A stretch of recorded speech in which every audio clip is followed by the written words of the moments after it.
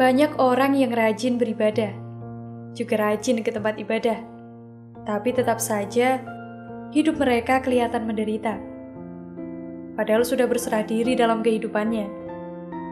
Kuantitas dan frekuensi kerja mereka pun bisa dikatakan dipepas habis. Kemudian dialokasikan untuk ibadah.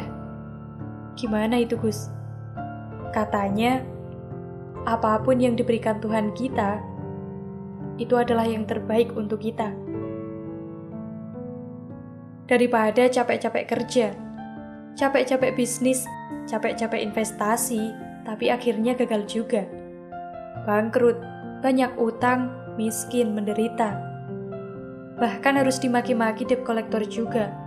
Ngapain gitu loh? Mbok sudah, tinggal ibadah dan ibadah terus. Dan biar saja hidup kita mau membawa kita kemana. Semua keputusan ada di tangan Tuhan. Takdir juga. Tuhan yang menentukan. Ngapain kita repot-repot? Lawang semuanya sudah ada yang ngatur. Pernyataan ini yang sering kita lontarkan saat bersinggungan dengan yang namanya pasrah.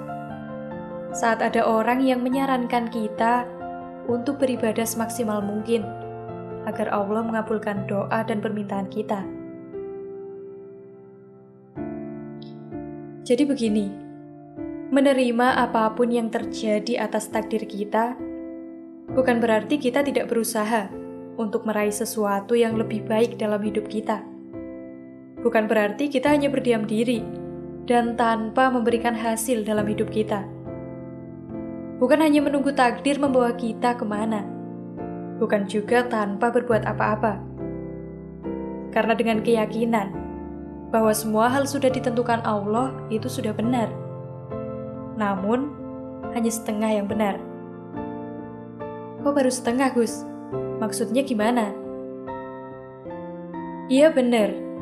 Jika kita yakin bahwa semua yang ada di dunia ini mutlak di bawah kendalinya. Tapi jangan lupa, kita diamanai tubuh ini oleh Tuhan, bukan hanya untuk hiasan dan pajangan.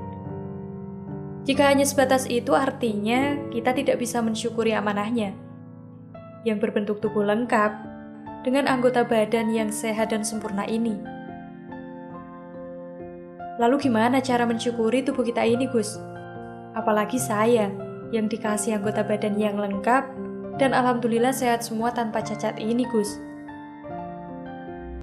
Bekerjalah sekeras-kerasnya, berusahalah semaksimal mungkin, berikhtiarlah dengan segala kekuatanmu, bukan untuk mengejar hasil, melainkan dalam rangka yang pertama, mensyukuri nikmat, karena sudah diberi anggota badan yang lengkap dan sehat seperti ini.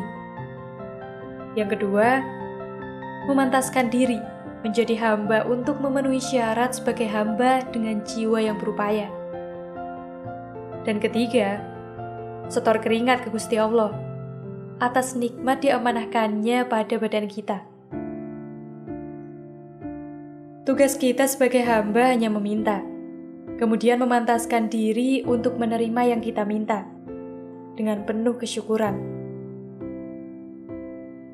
Lalu meminta lagi yang lebih besar dan memantaskan diri lagi untuk menerima yang lebih besar. Kemudian menerima yang lebih besar itu dengan kesyukuran yang lebih besar pula. 3 yang pertama untuk 3 yang lebih besar selanjutnya.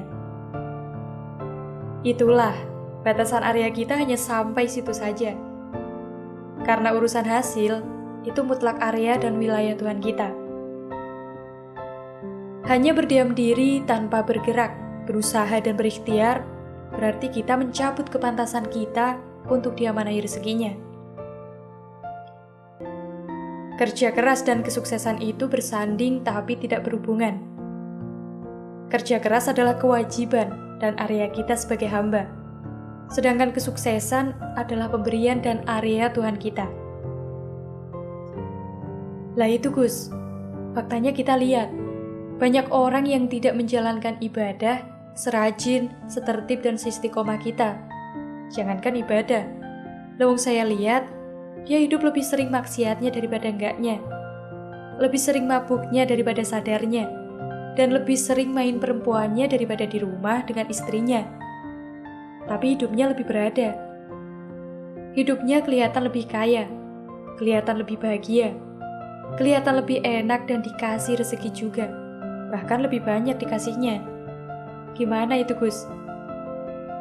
Begini, orang baik dikasih rezeki, orang tidak baik dikasih rezeki. Justru itu jadi bukti konkret. Kebenaran Allah yang punya sifat Rahman dan Rahim, pengasih dan penyayang. Allah tidak membedakan seseorang dari baik atau buruknya. Semua dikasih rezeki. Hanya sifat rezekinya yang memang berbeda.